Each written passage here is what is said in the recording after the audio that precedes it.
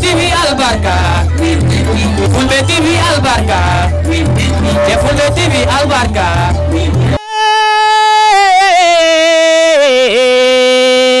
Africa albarka modon Fulbe TV on jetama on juram e bendarani leñol pulagu albarka modon Fulbe TV yo Allah nabru golle yeso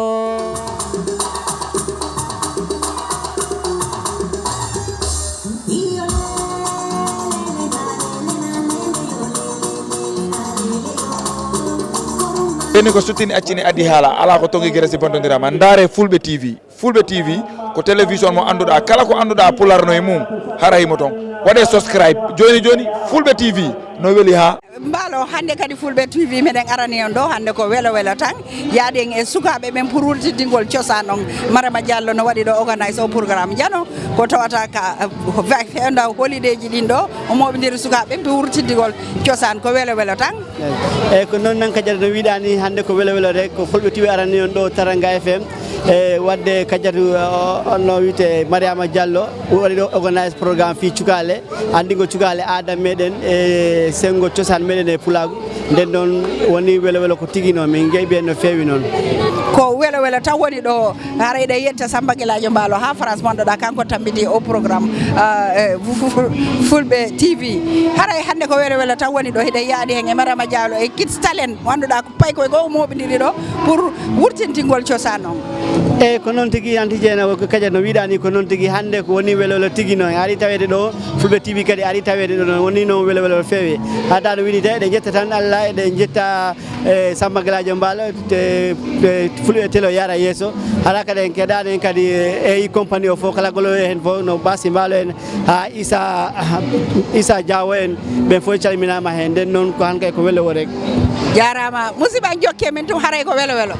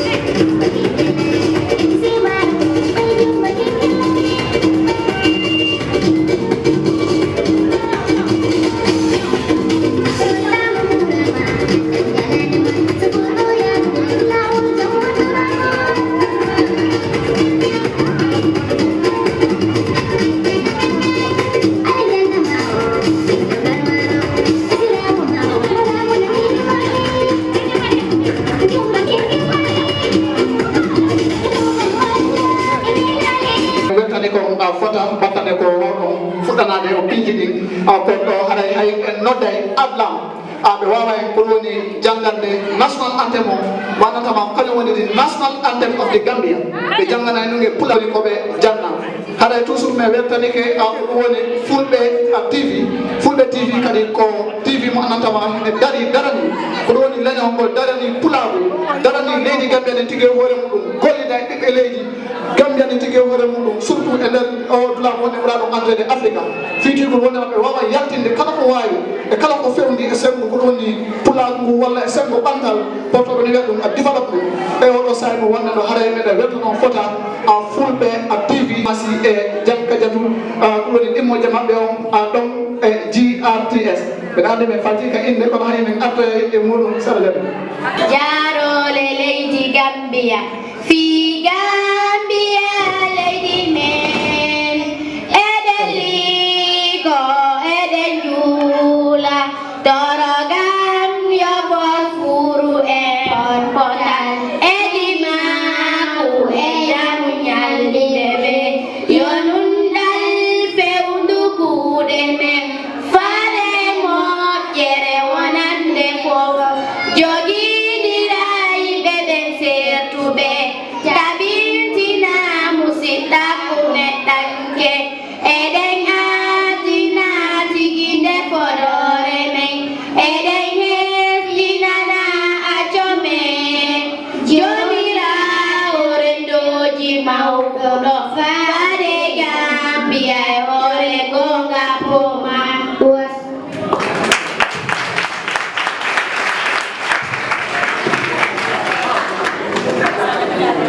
eno yuɓɓani en ɗo gimɗi yaadude e Mariam Diallo. Bismillahi rahmani rahim. Mariam Diallo e himɓe mum imo nottiɗinde gatande mum. Mariam Diallo e himɓe mum imo nottiɗinde gatande mum. Sede weltare mi yuɓɓani ɗum siɓe ka foti mi weltani ɗum. Sede weltare mi yuɓɓani ɗum siɓe ka foti mi weltani ɗum. Ɗengal pulaku ta'acutu ɗum mawɓe aramɓe ɓe yangani ɗum. Ɗengal pulaku ta'acutu ɗum mawɓe aramɓe ɓe yangani ɗum. Ɓe windi ɓe maasi ɓe toɓani ɗum alammiya ha mi jangoya ɗum. Ɓe windi ɓe maasi ɓe toɓani ɗum alammiya ha mi jangoya ɗum. Fulagu mi jeji ta haifi yo ɗum ko ɗengal lemani yo tambito ɗum. Fulagu mi jeji ta haifi yo ɗum ko ɗengal lemani yo tambito ɗum. Ɓeykumma mawɗo ko yo jangu ɗum yo tawtum ka pullo hiɗa hani ɗum. Ɓeykun e mawɗo ko yo jangu ɗum yo tawtum ka pullo hiɗa hani ɗum. Mbimi ma wimi ko yen jangu ɗum haalade men kan woten amu ɗum. Mbimi ma wimi ko yen jangu ɗum haalade men kan woten amu ɗum. Assalamu alaikum warahmatullah. Alaikum salam wa rahmatullah. On ko selu balo me weltani do men jabi me bismillah mon ko doli. ko non tigi woniri ɓe weltani kam ablam winde jange ele konngol ko ɗum woni Mr Sellou Diallo e ɗo e nder leydi Gambia hade kamɓe kadi ɓe darani ko ɗum woni pulaɓe mo fota e nder ɗiɗo leydi Gambia ɓe yeggitali Mr Lamin Pindi Diallo, the president of United Zone Food and the mighty ko ɗum woni association in this country eɗen andi United Zone Food ko moƴƴere nde andantama so ɓe noddi fo noto ɗo so ɓe noddi kadi ɓe wawa jallude yimɓe ɓe tolna yimɓe hala fof hino tigi hoore muɗum e nder pulaar mo tigi hoore muɗum e nder ɗiɗi gemɓe haɗa men tuurike kala wawɗo heɓuɗo e ley konngol united zone fulɓe ha joni tun kadi min andita e ɗono min anditinayo wondema heɓe jogui ɗo ko ɗum woni honorable Sémou Mballo honorable Sémou Mballo ko yimɓe ganatama ko kamɓe immorene ko ɗoni ka sembo laamotoɗo notoɗa e hoɗe teddungal ɓe darata place maɓɓe o ɓe darata magamu maɓɓe mum ka leydi ɗo te ɓe darata hay o hunde kono ko pulaar mum woni koɓe darata kala koɓe nodda ɓe noddo ɓayri kala koɓe nodda mene kadi hara meɗen toon ɓe jiiɗa e maɓɓe ɓe fotta e maɓɓe ɓeɗen andi ɓe wowi a arde pulaar mum ɓe darade pulaar mum ɓayri koɓe fulɓe ha joni tun ɓe yeɗinta ɗum woni honorable akoɗon Sidi SK Jai the deputy speaker of the National Assembly of the Republic of the Gambia kamɓe kadi ko yimɓe gantamani ɓe darani ko ɗum woni pulaar ko waɗa e nder yimɓe leydi Gambia en andi hay ɓe koɓerino seeɗa ko ɗum waɗi so tawi woni ɓe wawani hewtude ɗo e oɗo saaha ko femɗen ɗo haɗa kadi juuro ko woni his excellency président Adama Barrow mbeɗen juuro kala wonɗo ɗum woni e ley konngol the government of the Gambia wona seeɗa haɗa Mariama kadi turango makko mo yottike e moɗon e oɗo saaha amo fewtide ko haɗa mi wawani waysande full Gambia government hino inside training center with Fulani ko ɗum woni get talents haɗa weltani on fota hara wona a seeɗa ha joni tun e yaada e my colleagues aɗi antama kadi ko ɗum woni ɗo Mr Diallo kamɓe kadi ɓe wawa en ko ɗum woni haalande goɗɗo woni ko list so Allah jaɓi eyyi ko ɗo woni Moutarou Diallo trande FM a weltanama ko seeɗa mum mi faala kala mo tawata ɓe weltani hoore mum yo gelno hoore mum kelane hoore mum hay ko ɗo woni o weltanama si pullo noddi yo pullo ɗoɗoɗa awa hande foke en fulɓe hande yeyɗo mo tawata luttude ɗinnere sabunede manko paygol tosukoy haɗa min ko mi anda ɓeɗo ɗo Gambia ɗone paygol tawata ko ɗiɗi marel hakkille e yewtere e ɓollugol ɓalɗe mum haɗa mi anda ɗum ɗo awa hande wiye ɗum ɗo ta ɓoɗo ha mo inna niɓɓi mbiyaɗan inchallah Allah joganto en ɗa hande ɗiɗen ɗo ha weta aywa haɗay ko noon ɓe continte programme men o e waway noddude ɗo Hawa Ba o groupe wiyeteɗo Pili Portal Fulɓe ko idorten ko yettude Allah e nelaɗo mum miɗen calmina kelifaji diine e kelifaji aada min mbiyetemi ko Awa Ba gimmimi ko fedde Pindi Pinal Fulɓe nde fedde Pindi Pinal Fulɓe eno sosande leydi Gambia ñande balɗe nogas e jeenayi lewru Novembre 29 min darani ko cosaan e aada min jangine pina tawa amen ko ɗum waɗi min gaddi nde inde Pindi Pinal Fulɓe ɗum noon gila to mawɓe men miɗen ñaagi on yo on mballu men e daaɗe puliyankoje mbela min mbawa janngu pulal mbelata min boppata ɗemgal amen namin jooloyo e ɗemɗe janane hande noon min ngari tawtoyede e ngoɗo noddango o debbo journaliste mbiyeteɗo Mariama Diallo gila leñol mum daraniɓe yo sukaɓe fulɓe fof garɓe ndenda ɓe janga fina tawa maɓɓe mbela ɓe ganda aadaji e cosaneji maɓɓe on calminama ko min Awa Ba United Zone Fulɓe Cultural Dance haɗa ko kamɓe woni ko woni arde ko yaali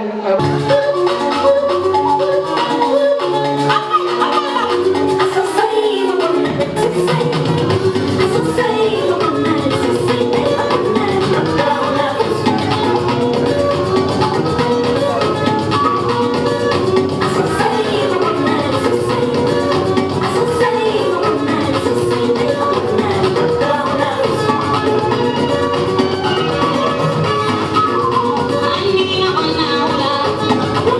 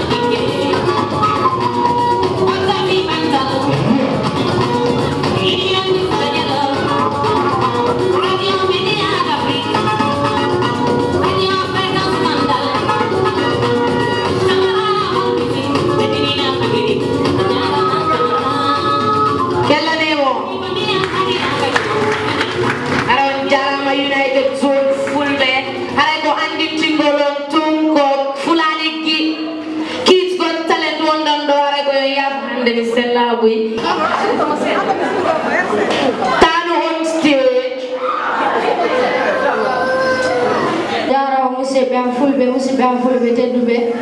aray miɗo artum haala gollon piiji fulɓe ɓen andiraɓe aray fullo no andira piiji buy fullo no andira needi fullo no andira teddungal fullo no andira cuucal ɗum woni suusugol fullo no andira gandal fullo no andira teddungal haray ko min Mamadou Taw Diallo haray ko ɗum ɗo mi waɗi komi haalanta ko woni feƴƴude e hoore ɗum ɗo on jarama no woniri hande a fottay sukaɓe fulɓe ɗiɗo ma tatoma koɓe groupe ko lawol ɓe wonta pula ko haala ko wonantaɓe yewta sabu no kono so tawi woni wadde simaɗi programme ji ɓe ari ɗo e ɗi programme ji ɓe hii suka ɗimmoje maɓɓe mamo ɓe hecci ino darorode yewta pular laaɓungal pos kamɓe kadi ɓe ekkitoɗo pular maɓɓe ngal no ɓe wawina ngal ɓe jangga ngal ha ngal ɓoora ɗum a faami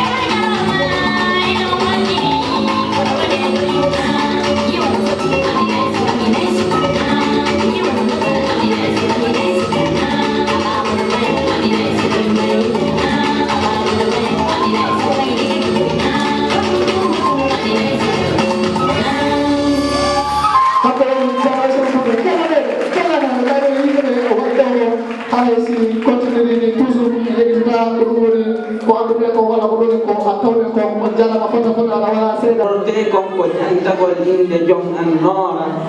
mo yanɗo guure ka jordi e ka maaki banora miɗo juula e no laaɗo fi makko miɗo mantora tuma rumɗo yawti miɗo wiya nan ko sadi ko tooli yimre miɗo doomude Allah miɗo doomude Allah yo bantu pular waɗa barki e windoɓe jangi pular kono fulɓe en wata jooɗorni yoɓe yaltuɓe jangoya bindi pular sabu bindi pular hino ɓeyda pinal mono ɗaɓɓa pinal hadi janga pular miɗo jejagiɗel yiɗu bindi pular kori taskoyi anafa bindi pular kori bindi pular hino ɓeyda dewal sabu defte ari koɗe bindi pular siko bindi janamɓe ko firtane gol hara ɗum hino majjinama e pular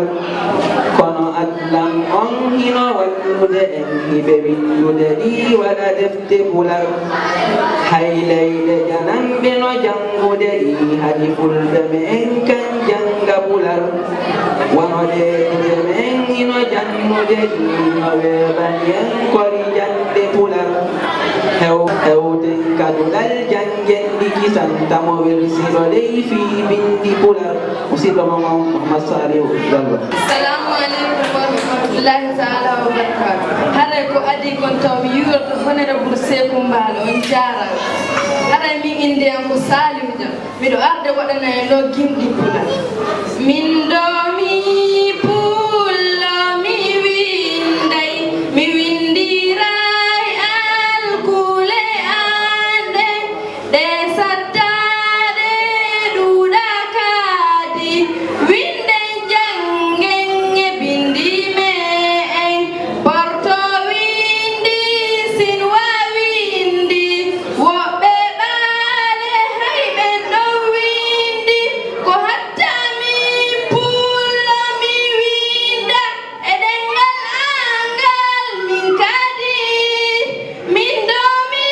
pulla mi winde mi windiray alkule ande ɗe sattade ɗuɗa kadi jettomi janganamaɗe adalama basa paɓa rae fa'i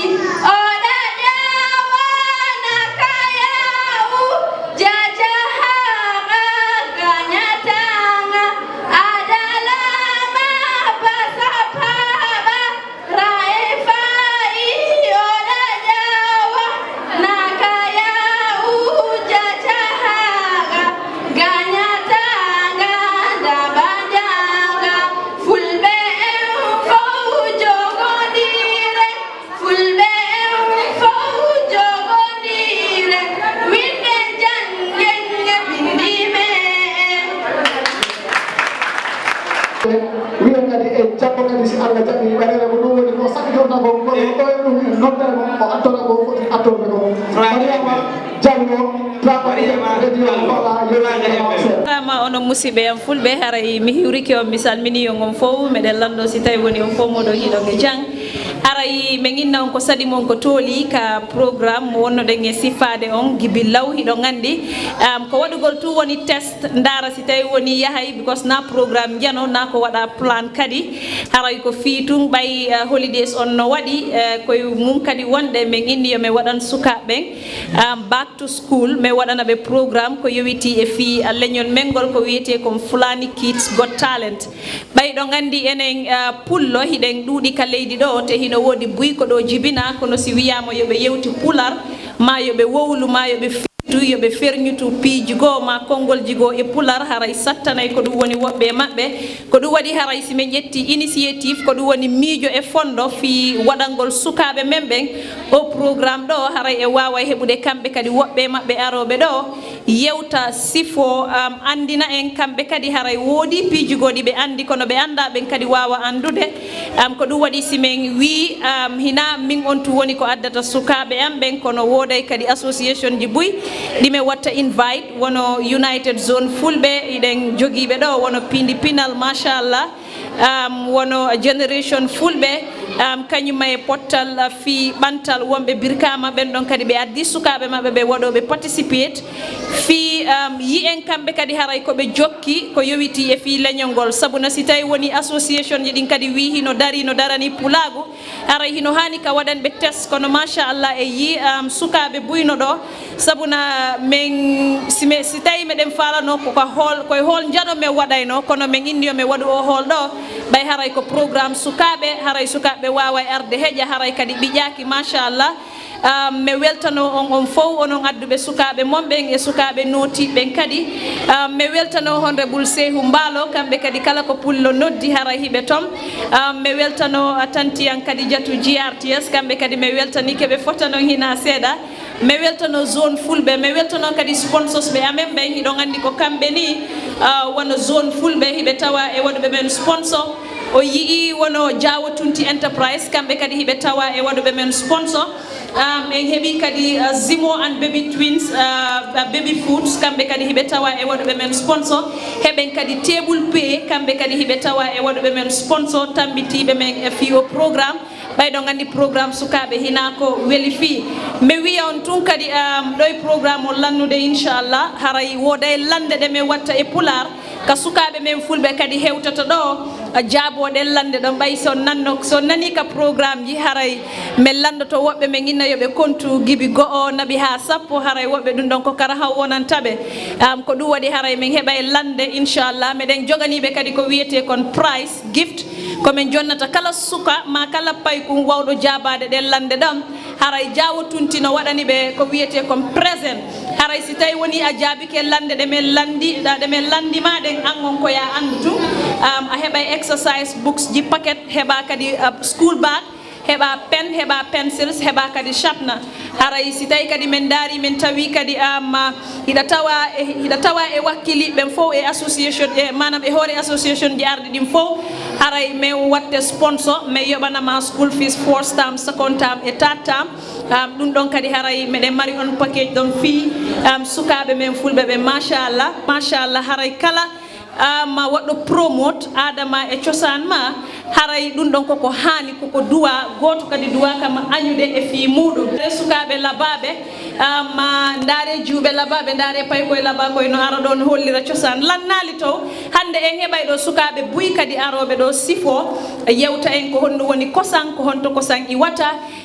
wono woɓɓe gono ɗo sa wiɓe ko honɗum woni kosam ɓeni ko yahugol tun soda ka bitik ma yahugol tun soda ka yeeyoɓe kosam ɓen kono ɓe anda honto kosan iwata ɓe anda ko honɗum woni kosam ɓe anda ko honɗum tow heɓata si wiya ɗum ɗo woni kosam haray ɗum ɗo fof en heɓay ɗum ɗo sifotoɓe ɗum ɗo hiɗen mari kadi ñameteji buy wono sukaɓe hande ko futti men defani ɓe par ce que ko ɗum woni cosaan men ko ɗum woni aada men kono o yiyay ɗo musidɓe men heɓa programme ɓe waɗana ɓe benacine waɗa diwlin e ko nanditata e muɗum waɗaneɓe cosaan men on futti e laccire ko sangen ko ɗum ɗon ganduɗen ko ɗum woni fina tawa men on haray meɗen weltani association ji ɗin fof inchallah on jarama minen komin journaliste min jonnama mike min ronkata min dari ɗo ha bimbi min jokkay tun e wowlugol on jarama buy min weltanike on mo reglani men ɗo paygoy ko tawata machallah so ɓe ari ɗo o weltoto haray Mariama Diallo timma o ino habba dowga haray jama o ino hubba ko hono woni homɓe haray ko sadi mon ko tooli moɗon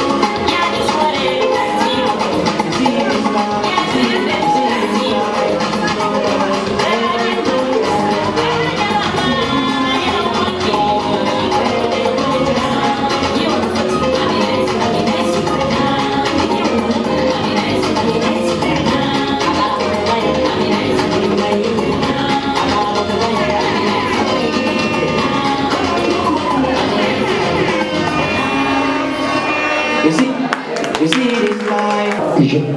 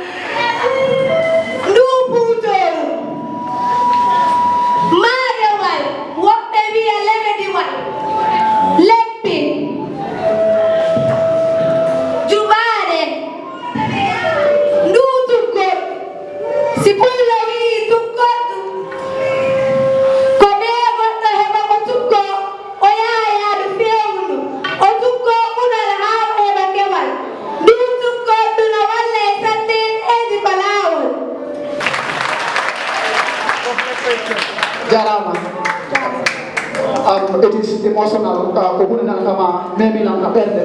gila be yi mo ari mo watti wudere motude diyam sa jangi di Gambia district do hollama ko do slave trade wattude porto be arayno soda ko dum woni timbe men pale be badira ko le banana e mede be piade be rolla be dole wala be piji teddudi taw sukabe kurde marde talent ne be bawo de arayno inshallah okay hare si beddi don en continue e musidde me wiyete do mala kanko e timma ko be wawa arde do ko kirɗinoɓe kamɓe kadi ko kirɗinoɓe sukaɓe wakkiliɓe wontinɓe Gambia ɗo haray kamɓe kadi e waɗa golleji kelɗuɗi haray ko saɗi maɓɓe ko tooli maɓɓe haray en hejjitata kadi hoɓɓe men kummaluɓe yuruɓe ka laamu e yuruɓe no abomi jetto ɗo Mariama Diallo ranga effort mo anda kumpide nafaade ko abomi jetto Do you know that lady? Do you know that lady? Wait, do you know that lady? Hey, oh, Mama, no way. Do you know that lady? Oh, Mama, wait, babe. I'm asking you, do you know that lady? Hey, do what lady want to lady could do. I'm not talking about this. I mean, do you know that lady? Well, you know, now what's that? The lady took my money.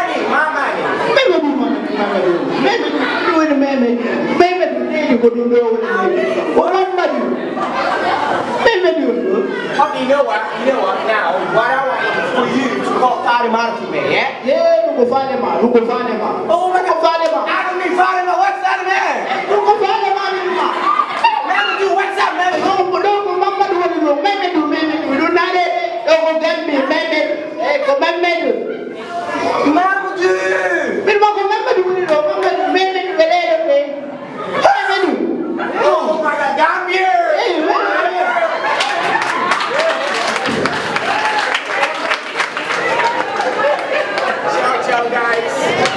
okay haray o o weltanama wallahi komi yimo wona daloji mari mi daremo TikTok mi jala mi tamba ari kanko ni mana mi ɗon ɗimo kadi mi anda bonko o yaafo before Lamin zone fulɓe arde to haray ko andi golon tumɓe faala ɗum kellanon Lamin piini at least once kellane Lamin piini alaynande hay ɗum ɓe faala kellanon Lamin piini ok mbeɗe wiwde ino andi ka leppiɗonkinɗo ko ɓe woni président ko ɓe woni président United Zone fulɓe ko ɓe woni sabu ha si leppiɗonkinɗo wonde ka leydi ɗo Gambia ino andi men si noddi jama on fayda haray ko ɓeɗo hawdi mahenga programme leppiɗonki mahenga programme leppiɗonki haray ɓeɗo hande ɓe yewta min nane ɓe andi men secret ji ɗi kono ɓe yewtumen hande ko honɗum waɗi sabu ha si ɓe hewti ton machallah Lamin piɗi Gambia fo no weltani on aduna fo no weltani on wattani golleji gonɗi ok haray min hiwrike mon fof kala wawɗo senade ɗo e faalaɗo senade wawal hewde ɗo fof weltanama haray mi weltanike Mariama Diallo Teranga FM kanko e team makko on fof ɓe weltanama fota ko wona seeɗa haray kadi ɓe weltanto United Zone fulɓe fof executive board on ha e memba ɓen e wonɓe wallitade United Zone fulɓe fof e haray min salmini kadi e mokobaɓe ɓen mawɓe men tedduɓe seniɓe ɗo ɓen fof seniɓe ɗo ɓen e mawɓe ɓe andanta ko honorable Sehu Mballo haray min faala yon kellamɓe hande ko kamɓe waɗanen State House kamɓe waɗi représente laamu ngun ɗo haray ɓe weltana fota ko wona seeɗa haray ko mawɓe daraniɓe pulaku min yejjitata kadi e Jankaja du GRTS e GRTS e hoore mum kadi ɓe fof maɓɓe ɓe weltanama fota ko wona seeɗa koɓe watta koba programme ji fulɓe ɓen mbeɗe weltani kadi e Fula TV e kamɓe kadi ɓe weltanama fota ko wona seeɗa haray United Zone fulɓe e fof no andiri ɓe waɗugol leppi donkin kasare ɗo haray United Zone fulɓe ko dental daranigal leñol men ngol dental ngal andanta ko hawtidire ngal ɓerɗe yimɓe ɓen fof waɗaɗe ɓerde wotere e dental ittengal haasidi e ŋañanendi hakkundeji meɗen hara United Zone fulɓe gila forma hara ɓe wawi wadde piiji hewɗe nder leydi Gambia haray so daari wono rowani United Zone fulɓe wawi wallitade ɓuuri yimɓe guluje ɗiɗo e nder leydi ɗin ɗo haray ɗan ndiyan tampinnoɗan jama on ɗo United Zone fulɓe yowno walliti ɓuuri yimɓe guluji ɗiɗo e Buuba Zone haray ɗum ɗon fof ko dental ngal waɗi ɗum so daari o Albidu School fewɗo school maɓɓe on heɓuno probléme United Zone fulɓe yowno wallitiɓe wattitugol on school so daari cuuɗi buy sumi e nder Gambia ɗo rowani ndeya gila rowani ha hikka United Zone fulɓe kala ko ɓe nani probléme ɓe yahay ɓe wallito haray noon ko andingol on o leppi donki ko wona waɗede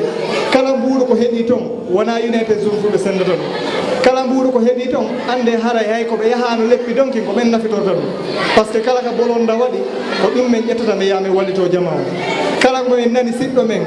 no ɓitti ma no soñdia si hawri men humpitike fimu siko wona ɗo toñede na kan woni toñuɗe mi yahay mi wallitomo hara mi weltanike fota ko wona seeɗa Mariama Teranga FM o programme makko mo inisi ɗo o programme makko mo fuɗɗi ɗo par ce que koye paykoye ɗo ko koye duwa jannede cosan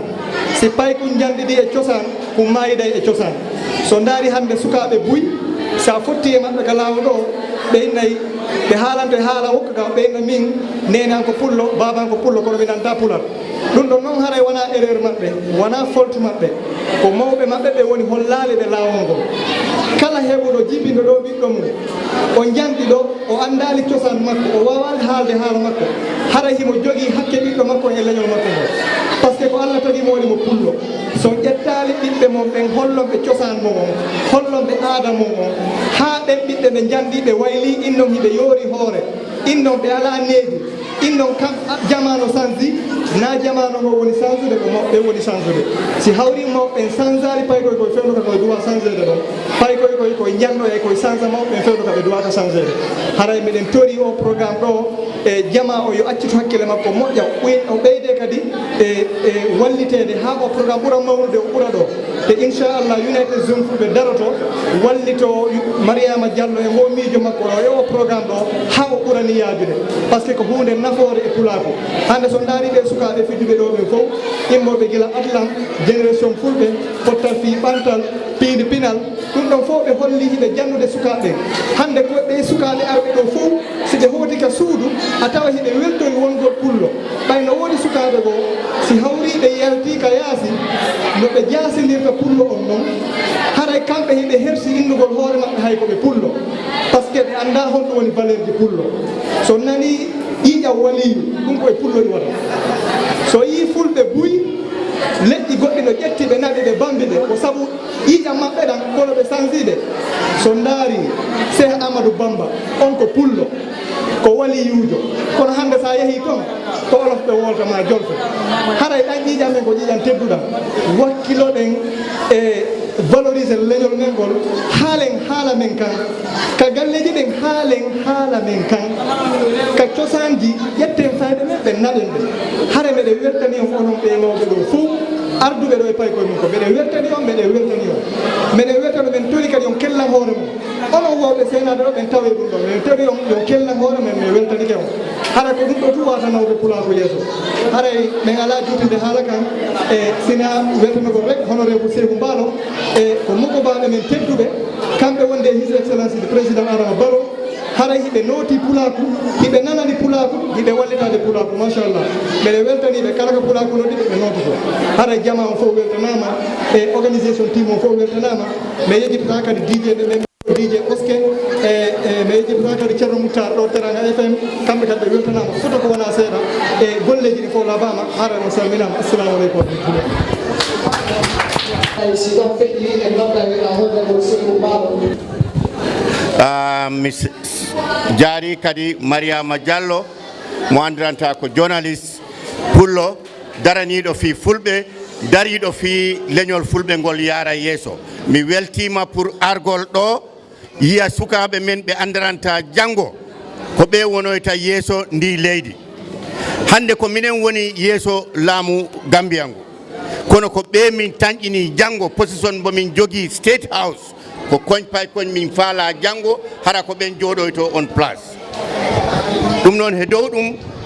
min beltima trop pour arde ɗo yiya wondema fulɓe ɓe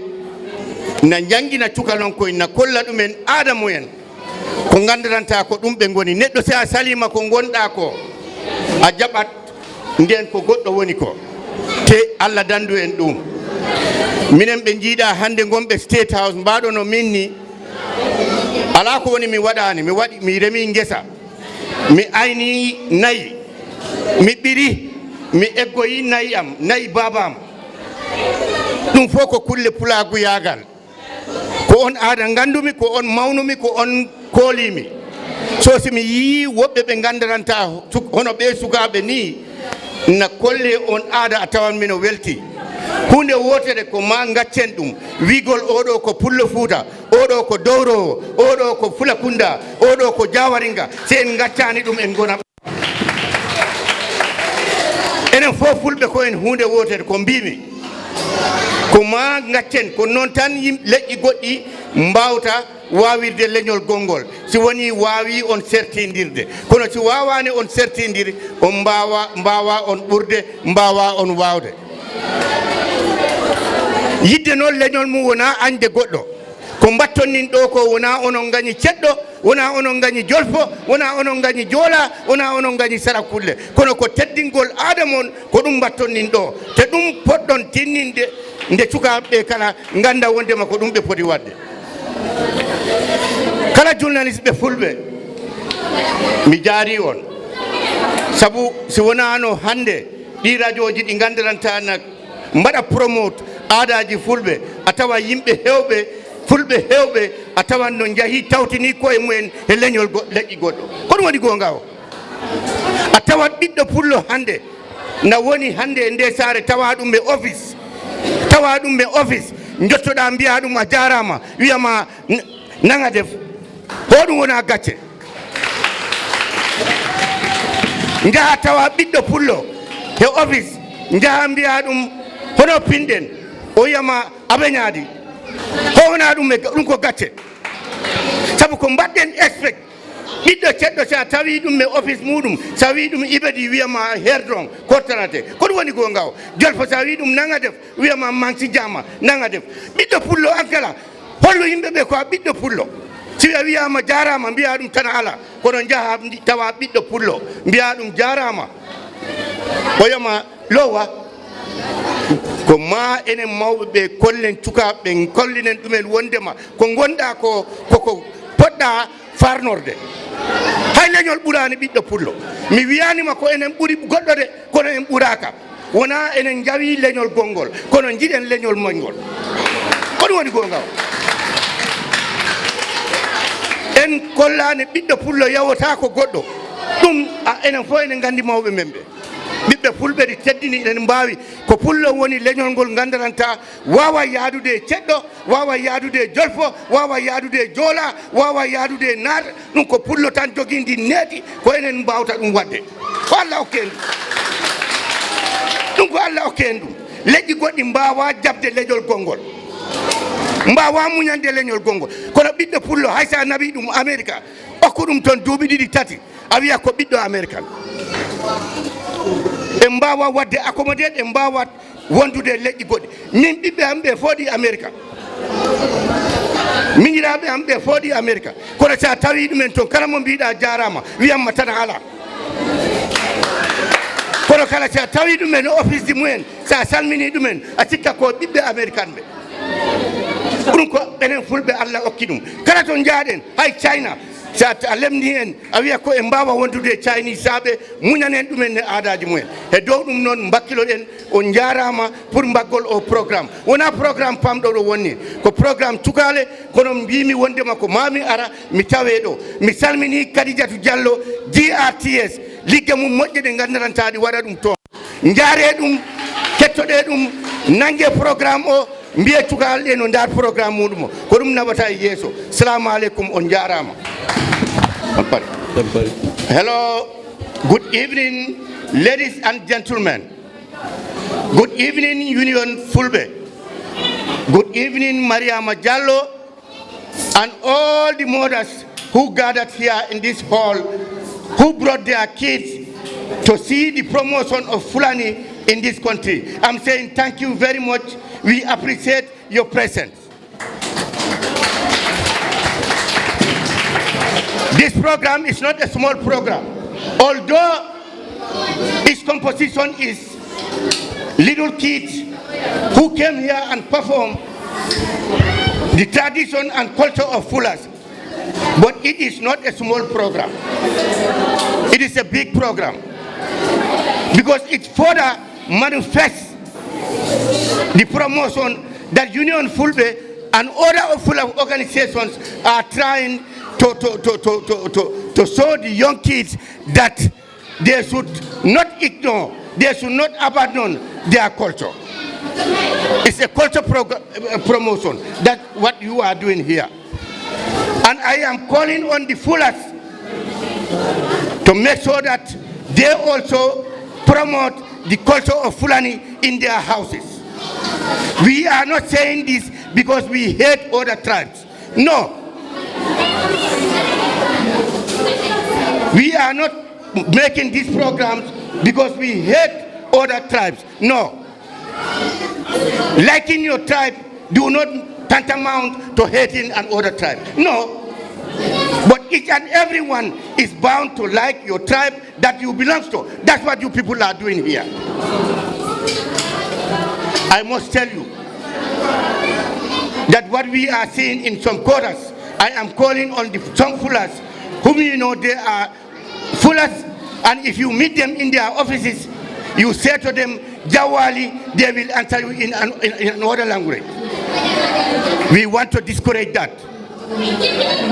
Like your culture, like your tribe. That is very important. It is only the Fulani that can associate with all the tribes. They can associate with Mandinkas, they can associate with Jolas, they can associate with Akus, they can associate with Balantas, they can associate with Wolof. It's only the Fulas, they are gifted in that. They do not discriminate. Fulas do not discriminate, and they do not honor underestimate any other tribe. They do not hate any other tribe. Therefore, I am very happy today, to come here and attend this program with the invitation of Mariama Jallow, Teranga FM, to make sure that I witness what is happening here. I am very happy. I thank all of you. I thank the kids that make it to this program. Thank you very much. And I thank Khadija Jallow of GRTS. The work that she is doing is wonderful and it is appreciated by all the Fulas going to Carton. Thank you very much, everyone. Okay, thank you.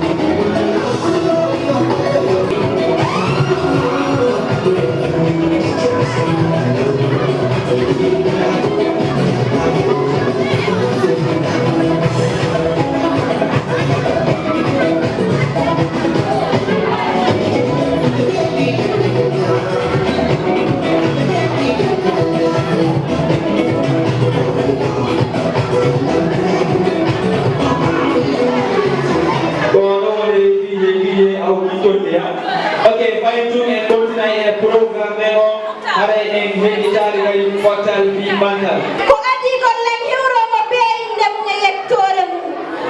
Ni inde len ko salimatu yettore len ko jallo. La imonere moje bere portal bi mantal fulbe. Birkama woni ko hewtido. Hewro on janna o weltano. La barko bi halana fi ko wawata andi tingol ka meden fuuta.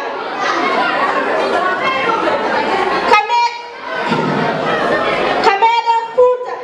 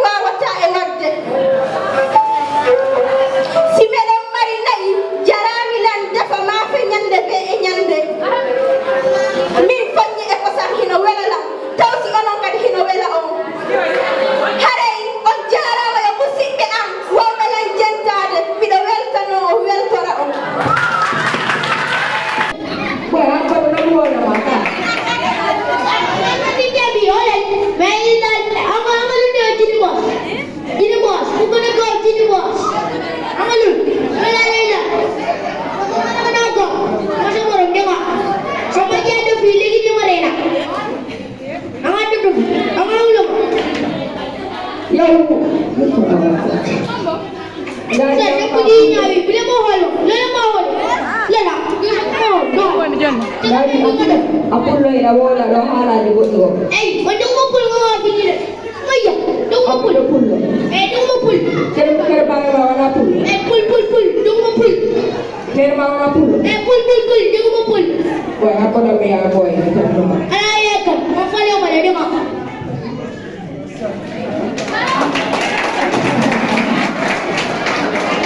pullo ka ɗiɗe pullo ka dawle pullo ka dable pullo ko fotugol e fotugol si a ari ka fulɓe pellet a artay si a rewi ka fulɓe pellet a rewtay si a seerite ka fulɓe pellet a sertoto on jarama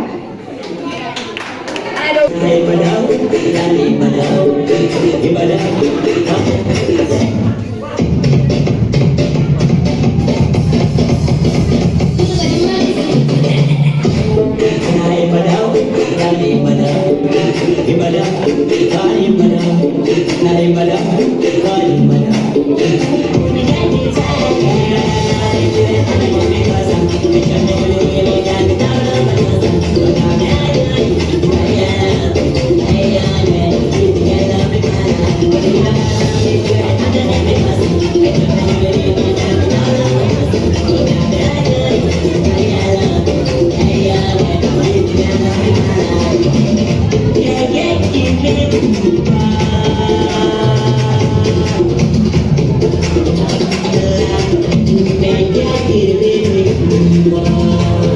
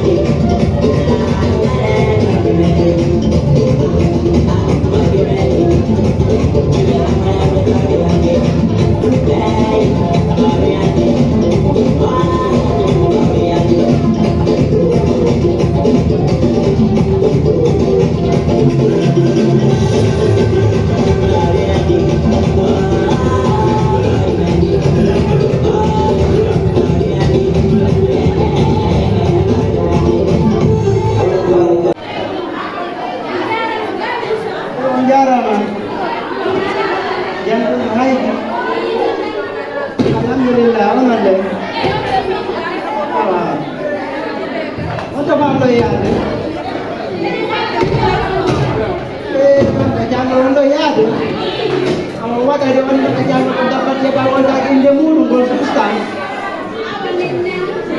ara ko be do rentare Zino, ada perubahan di sebenarnya dapat tiada. Kenapa nak angkat lagi? Nado pada sebenarnya lebih dapat tiada. Bantu dia dapat tiada. Oh, gua menjawab. Kau ni baru mati dong. Ini udah kita dapat tiada. Ada ni. Dapat ni pada ni dapat tiada. Anti.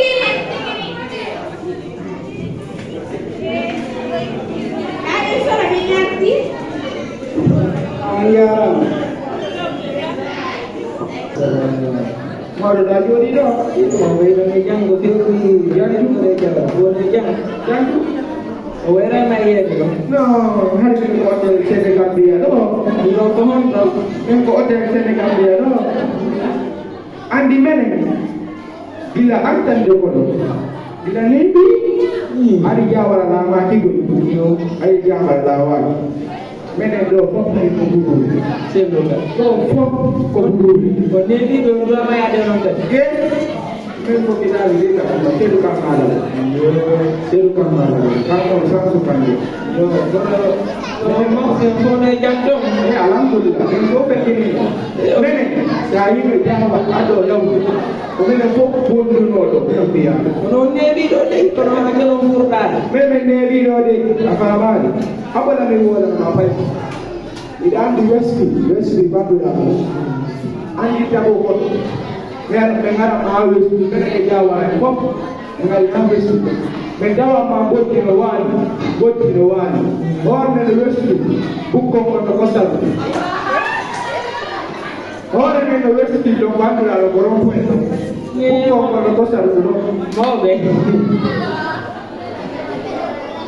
Toman di siraki udah banjur sebenarnya di Saroda. Nanti do,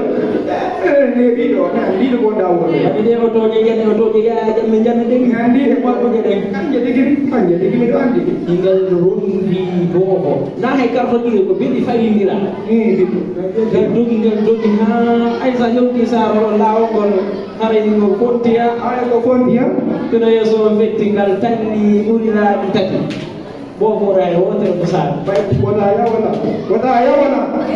Kristo na mga info kami na wala tagal wadaya wala. Wadawon itu. Orang kan duit ekotini. Modion. Minum awam na westi. Bungka pa na kosa. Itu nang minikatan ni uri na. Wadaya wala. Duit ekotini. Ana makapewa duit ekotini. Na wadaya wala. Duit ekotini. Ya. Para ro kere ni 20 dollars. What are the number? 75? No, what are the number? What are the number? We get to find your protect. We will go there.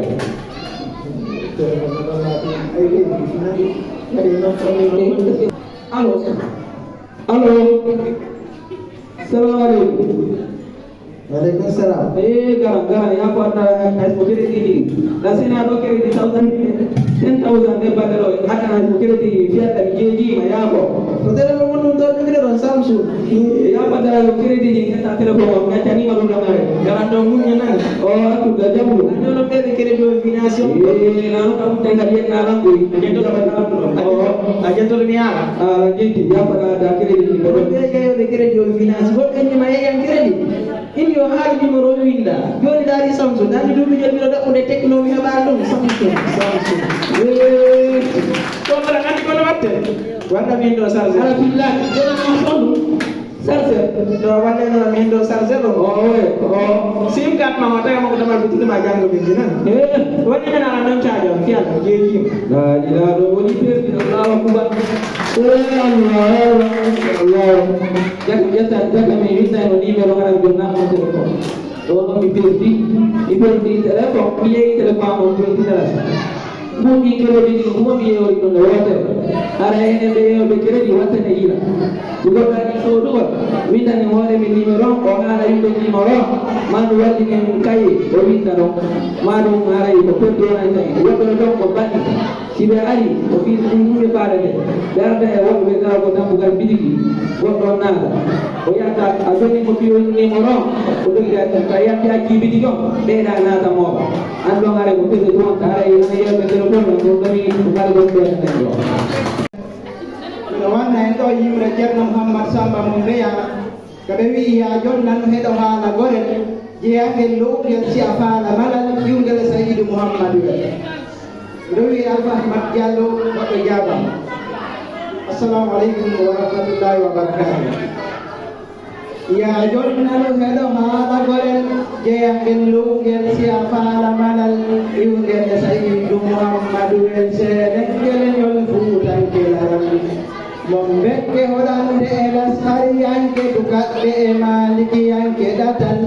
miɗo yettira jomar rewnediral jugo julɓe ne laaɗo yiɗaɗo ɓural miɗo jantora himmude haala pular kano newnani fammunanir jaɓugol saabu neɗɗo ko e haala mum newotode o faminira ko wi'aɗo giyal yoga fulɓe no tunda ko janginira arabiya ɓe lutta e sikkitagol tuukiiɗo e sikke kuuɗe dewal yonata woni gongol ma kuugal mono ɗaɓɓa ko laaɓi ko sikke ala e mu'min yo janngu pularki gorel wota ɓurni to welcinoɗa yawra sabu majjere an oogirde malal wota darndon ngaaru ko raytumi ko siko goonga jaɓaɗoora e dewal mbela jo a daɗay lajjidoyde e mayɓe wi'ay ɓeyow artire huwa dewal geno on mbiya galla ɗum waɗata nafata haynin sewullitagol cogel hino muyta e barmidi hal yaragal ñaɓuron gano siboragal to tawe hahtade e heyre jolerle ala e ngeloɓa ko ni dawwal winden jangen adlam gambia fulɓe assalamu aleykum musidɓe julɓe mi yurike mo ɓe inde mum e yettore mum mi accali hay goto sina accude hoore mum hay accude hoore mum mi accali ɗoy miɗo yaade ha min mutoyo komin maka mari mi yetta diallo komi iwdi génération fulɓe tawa e to sokoɓe maɓɓe komin telani ɗo hande yitagol an toɓɓe ɗe komi jogui ɗo hande ko ɗum woni tampugol e gurna miɗo wuuri e gurdam wonde mi yooma miɗo wuuri e gurdam wonde mi welto mi lanni hoore am ɗum ɗo ko fi honɗum kono ɓe inni no tawa e gurdam am min foti tampude o min hettade mi woni paygu faalaku nafude mina ko pulaku mina omo mo luttete fillede komi woni paygu wonɗum e faaleji mi hooli mi adde ko jalbi kala ko niɓite nokkure komi woni dow ɗo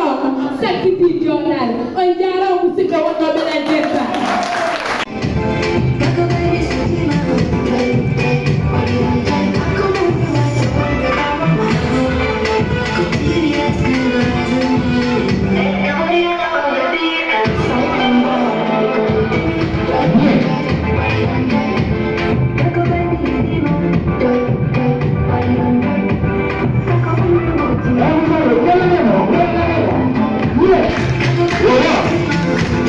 Yeah.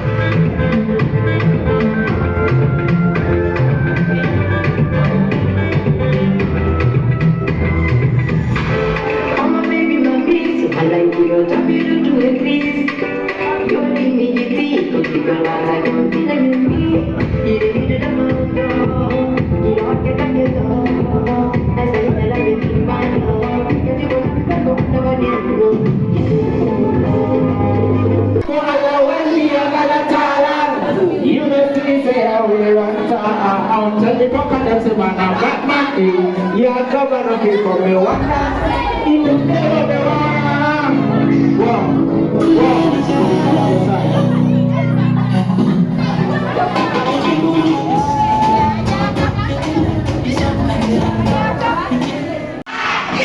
Welcome one for me now. Wow. Wamane di mana hida jalbida rauni wakosa jiwa pullo bato amana kono yodo bima sinya kano bepena kuji ora feni sono fe nasa Ferrari wata anya fi hila labade hida kani jiwa amona bere maya bere pura goma kulmuri bere do kane geto Maria afima hapo Komishinawo wala toto Simelandi kemawi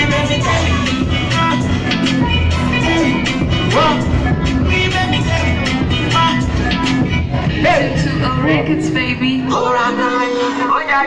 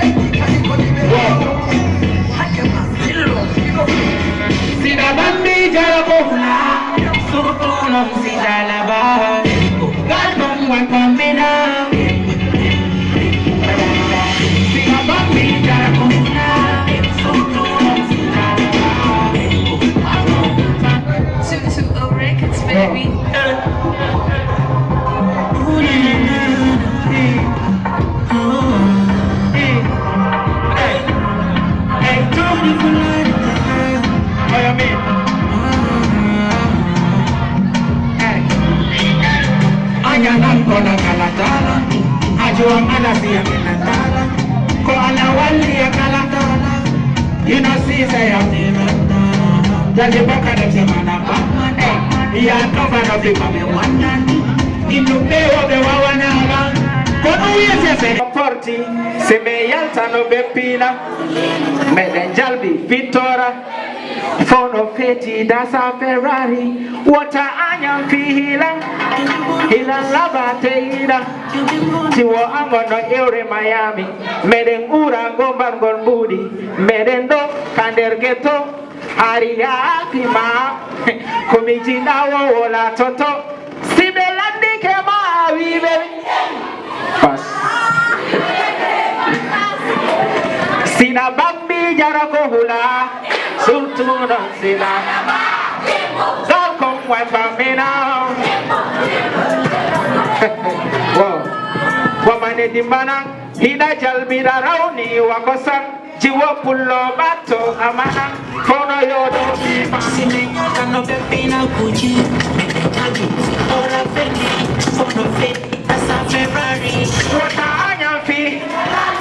hila labate hila kani jiwa angono eure mayana mede pura gomba kulbuli mede do kane geto aria fi mahago komijitawo wala toto sibelandi kema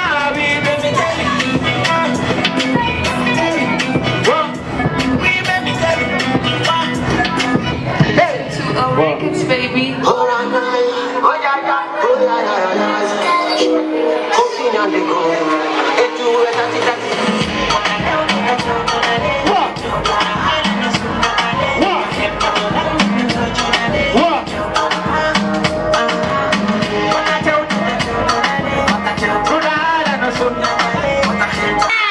Gorko susene wulata wata pipansi anodata hala na fisadaka kuru bembe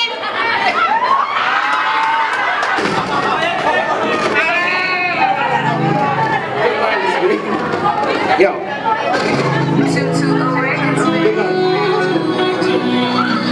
one more time, yeah? And I'm out.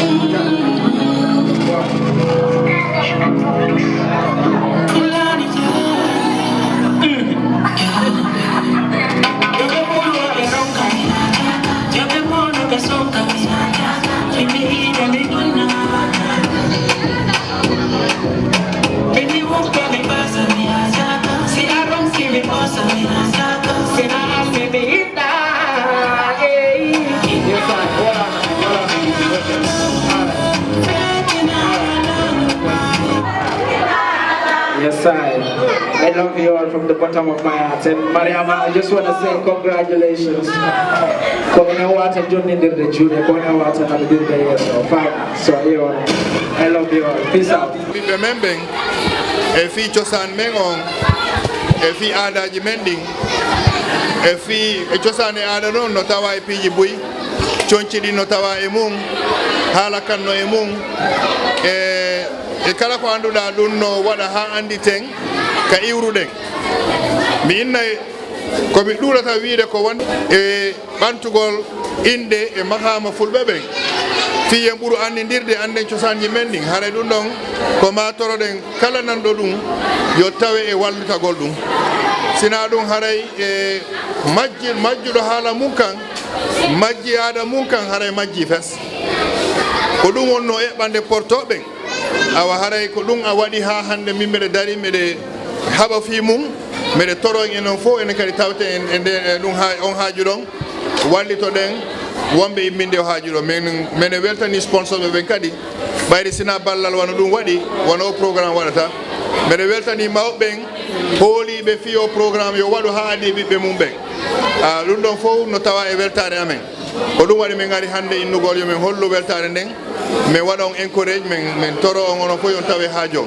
joni bayna mi juuti hala kan joni mi accay continue haajo mi weltano on fo ando hilen tawa e haajo menen kadi menen tawa inshallah awa hare ko dum assalamu alaikum wa rahmatullahi wa barakatuh enen fokko en fulbe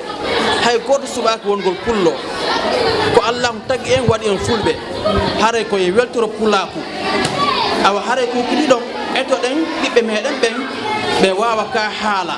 ɓe anda culture meɗen on ɓe anda ko ɓe fulɓe haɗaka yoɓe haalu langue goɗɗo go ɓayra ko langue jiɗi won aɗa jangguede ɗin ko ɗin haalete kono ko cuuɗi meɗen ɗen etto ɗen hara eyyo miɗo yeeya on jarama ƴeewoɓe fulɓe tv e ko minen gara noon ɗo hanɗo programme mo gandanta ko Mariama Diallo Taranga FM wanɗon programme e ɓe gari tawede welo welo mabɓe ɓe mbaɗi ɗo faade cukalɗe gandingol cukale aada e gandingol ɗum ko hoɗum woni fulle so ko ɗum gonno ɗo ko ɗum ɗo min addan noon hannde o programme on welo welo miɗo anndi o weltike jokke tan e waɗon siya programme ji amen ɗin fulɓe tv e waɗon like kadi on jarama eyyi kono winni rek inchallah joni kay ɓeydama jokkude rek minen jiiɗi ɗen mbaɗon subscribe mbaɗon like to fulɓe tv nden noon on jarama haɗa ko min kadi jeɗo diallo woni ɗo e Ablaye Mbaalo kañum kadi woni hen e Mamadou Saliou kan kadi jogani men caméra o hannde woni édite on kadi haɗa on jarama ha lawol gongo Africa albarka modon fulbe TV on jetama on juram